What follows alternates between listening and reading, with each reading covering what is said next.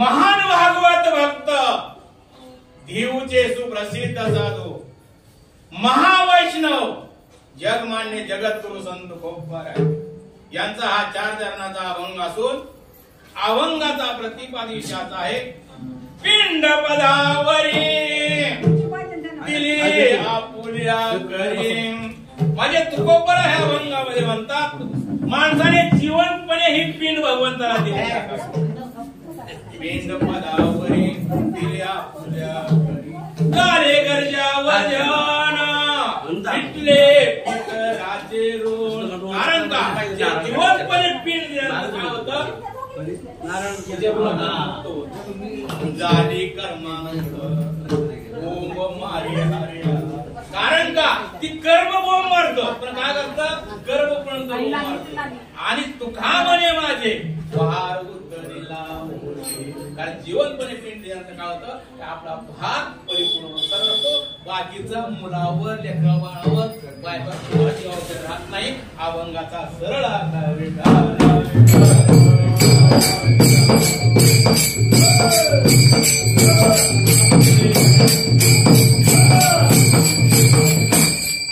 वाचन नियमाप्रमाणे थोडा पर्याय द्यायचा असतो। आज या ठिकाणी नाना यांची पुण्यतिथी 3री पुण्यतिथी आहे।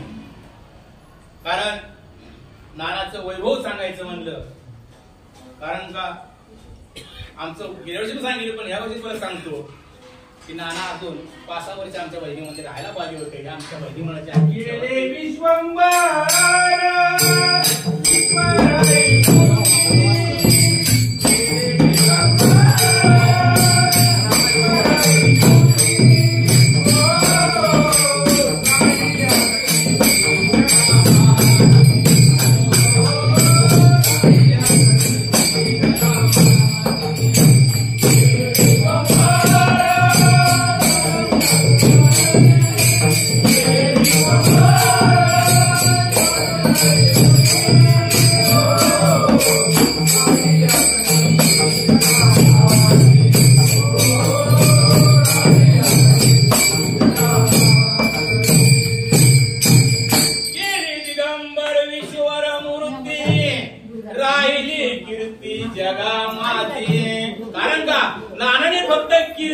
लक्षात ठेवा.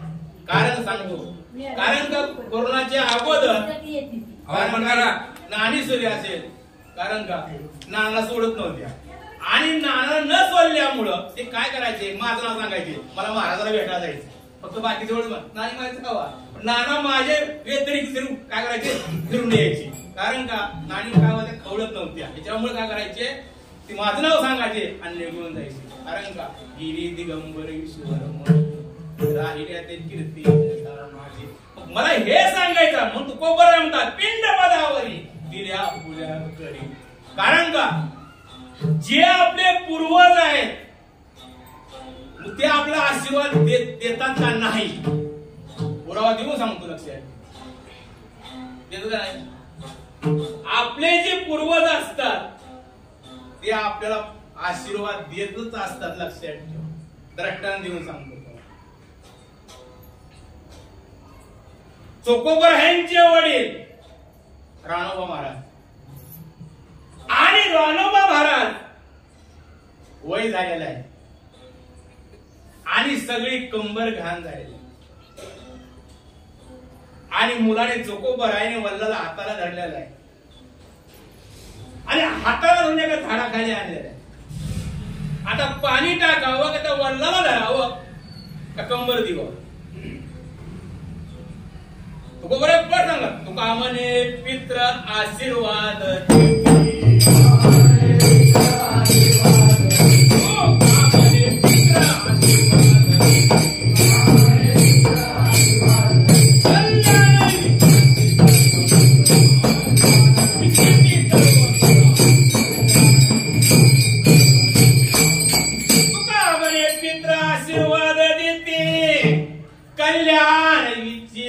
सर्व कुळा. कारण का पित्र आपल्याला आशीर्वाद देतात, लक्षात ठेवा. कारण ज्यांनी वडिलांची जरी येता येत योग जर विधी नाही केली त्याला किती त्रास होती सांगतो पुढल्या. पण राणोबा महाराजांनी धरलेलं आहे. आता पाणी टाकावं का कंबर देवा, त्या डावात मालक मी येऊ आणि चोकोबरायाच्या पत्नीनं सासऱ्याची लक्षात ठेवा कंबर देऊन काढली, कंबर देऊन काढली सासऱ्याची. कारण का लक्षात घ्या, मुलाने जर काला जर केला दुधाचा तर आई खात नाही, लक्षात ठेवा. तिथं सासऱ्याची कंबर देवायची, सासऱ्याची कंबर देवायची. मी काय म्हणतोय, तुका म्हणे पित्र आशीर्वाद देती, आशीर्वाद कशी देता येईल सांगायचं आहे. आणि त्यावेळेस देवडा महाराज आणि डोक्याचा पदर काढला, ती घाण झाले कपडे धोतर फेकून दे. धोतर एकच होत, धोतर भिजल माझ्या सासऱ्याचं. मग कंबर काय केलं महाराज, पदर काढलं आणि पुसून घेतलं सासऱ्याला. आणि पुसून घेतल्यानंतर बाजूवर नेऊन बसविलं आणि बाजूवर बसल्यानंतर चोकोबरायला हाक मारली, चोपा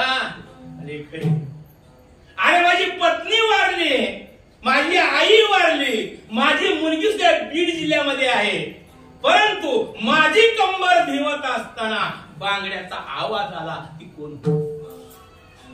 चोकोबरायांच्या डोळ्यातून पाणी आलं, पाणी आलं. बाबा तुमची सून होती, सून. कारण मी लक्षात ठेवा, जर तुम्ही सासऱ्याची कंबर जर ठेवली, हजारो वाऱ्या केलं तर पुण्य त्याला प्राप्त होतं. आणि विश्वाचा मालक, ब्रह्मांडाचा मालक चपला सगळं त्याची पाय होतो. ही ताकद आहे, लक्षात. काय सांगतो, तुका म्हणे पित्र आशीर्वाद देती, लक्षात ठेवा. त्याच्या पुढे द्राक्षात पाहायचा व्यवस्था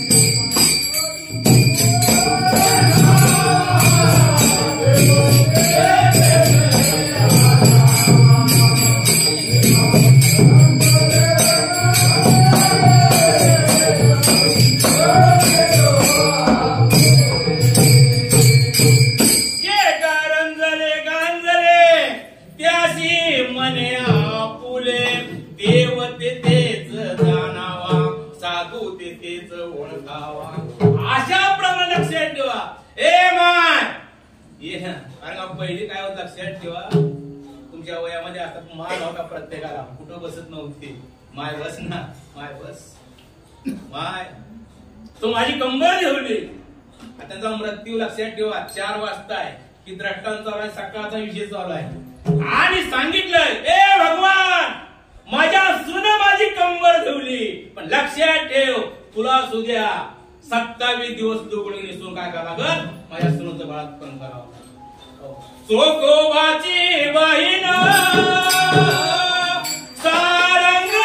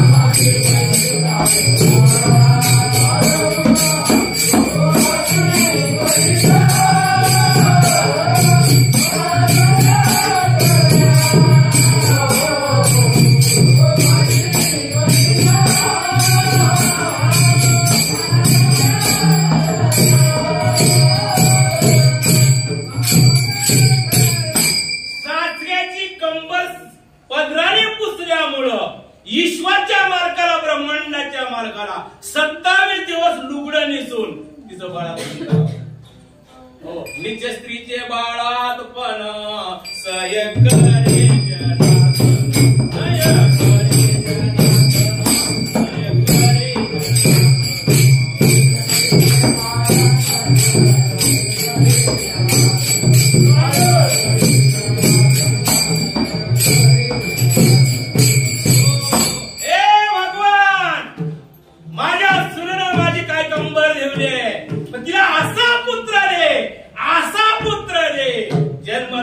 कर्म मेळा मने